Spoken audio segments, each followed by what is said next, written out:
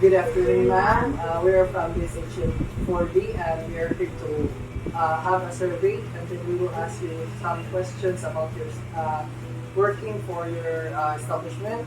And first, ma'am, here's your first question.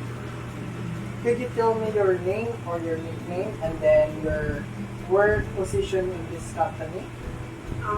Thank you for your Question. question. I'm Julia Malaran from Garcia Hernandez.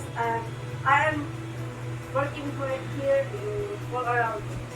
And then second is how long have you been working here? It's been 1 year and 9 months. Okay. So for the third question, ma'am, so do you enjoy your job here in Don Maquiatos? Yes, I enjoy and I am proud of the team. That's good. So are there any particular achievements or experiences that make you proud to be part of the team? Yes, like one, orientation training, product training and safety training. So for the fourth question, does Don Maquiatos offer opportunities for career growth and development such as training or promotion? Like health benefits, Yes. both physical and mental health impact well-being.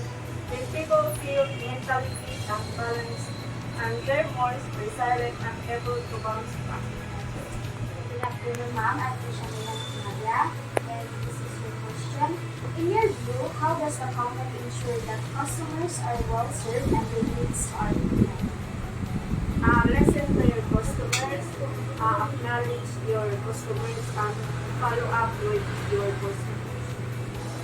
What do you value most about working here? Competitive salary and benefits.